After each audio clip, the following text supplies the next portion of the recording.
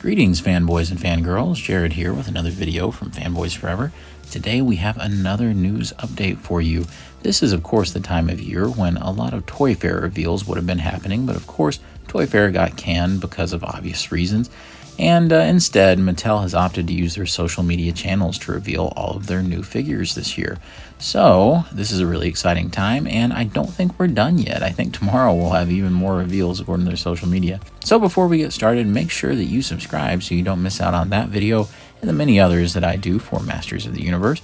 And of course, be sure to like the video because it helps to share the video out with others that may be interested.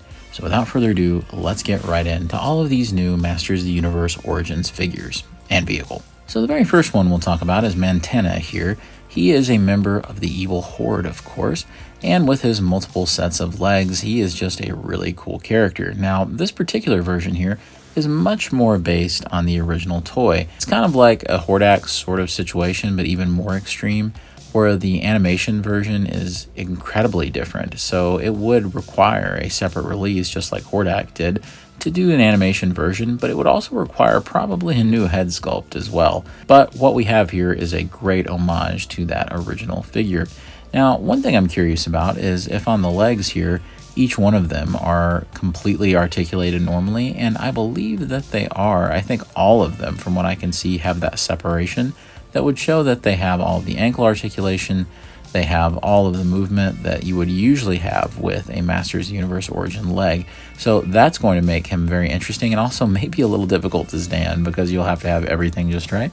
And the head sculpt and arms are of course dead ringers for that original figure. I think overall any fan of that original vintage figure is going to be really pleased with this, and those that are hoping for an animation version, I would say that we will eventually get one, whether that's in some other box set or a PowerCon exclusive. Next up we have the companion piece to that new 2000X He-Man that we saw just a couple of days ago.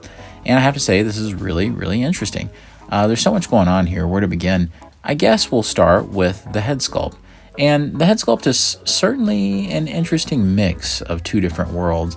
We're seeing kind of the 2000X Skeletor design that has kind of the big bestial teeth on the front, but also sort of that retro coloring and kind of flavor of the original Skeletor head. I don't think it's quite as successful as the He-Man fusion that they did. I think it's because the chin is kind of covered up by the bottom of the hood, so it ends up looking maybe slightly strange. I think it's more the hood than the head that ends up looking a little weird. I don't know if this is a case where if you pose it a little differently, maybe that'll help.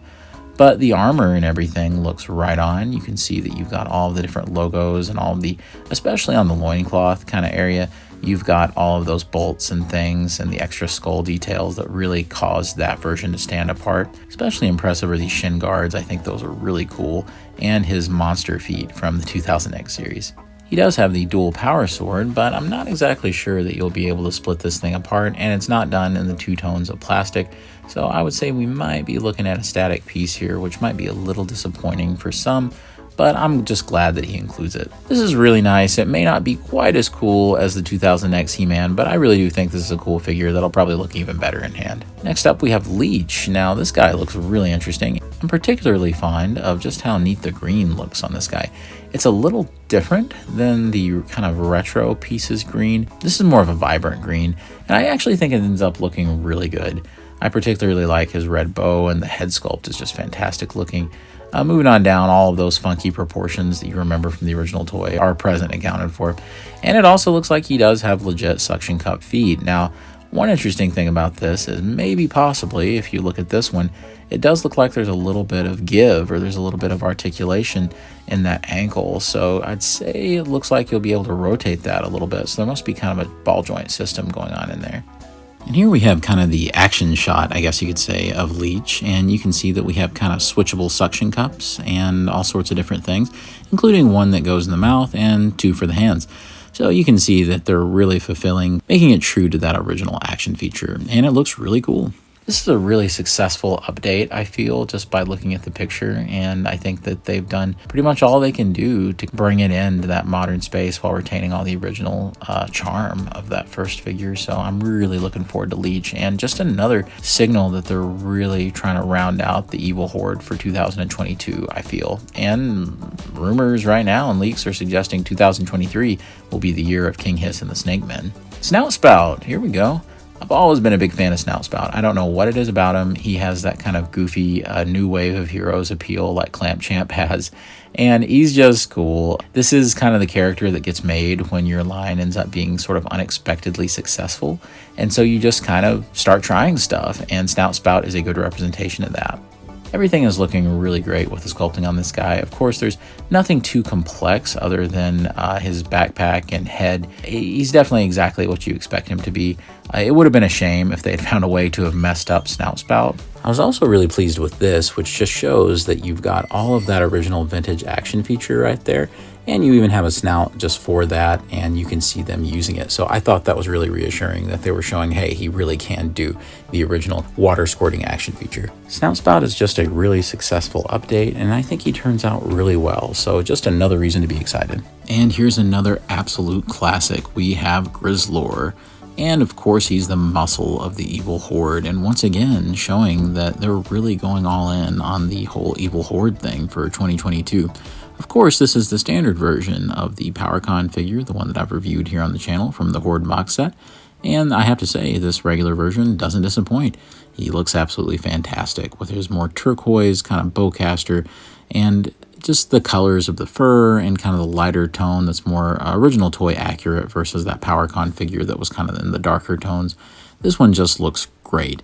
You can see that anybody who's familiar with that PowerCon figure already knows that they do a great job of putting the soft good fur just all over the figure, and it just ends up looking really cool.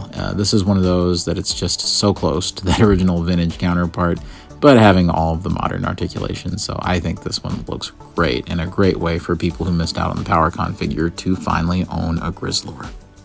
All right, and here we have a really unexpected reveal. This is the Roton. Now, for those familiar with it, this is a classic vintage vehicle for our villains, and I have to say this really turned out very well. You can see that not only do we have a very kind of true to the original sculpt going on for the base vehicle itself, but we even have some cool parts that you can use, like this canopy right here, as well as this, which is more of kind of that armor for the eyes in a way, like the front of the face there. It's just a really cool looking vehicle. And in their official post, they boasted that this was a bigger version of the Roton, so I think that this may be even larger than the original. Either way, it is fantastic to see this, and it just shows how willing that they are to keep going with these vintage vehicles and reissues. And if they keep this up, they're going to have more vehicle reissues in their line than even Masters of the Universe Classics did, so that is certainly a big accomplishment. Well, friends, that'll do it for me. I sure do hope that you've enjoyed this special look at Mattel's latest reveal. They do claim that tomorrow they'll have even more, and I'm assuming that it's either going to be some of the basic kids' toys for the CGI Masters of the Universe show, but I have a feeling that it'll probably be more Masterverse figures. So either way, I'm really looking forward to it. Hopefully we'll be seeing the new Masterverse version of maybe the CGI He-Man. Really looking forward to that, and it's really untelling what else we'll see. So stick with me here on the channel as we look at all the brand new reveals and discuss each one, and I want to thank you for watching today. Be sure to subscribe so that you don't miss out on those upcoming videos, and of course be sure to like the video because it really does help YouTube share this out to all those that might be interested. And as always, God bless you and yours, and I'll see you on Fanboys Forever. Fanboy out. Good journey.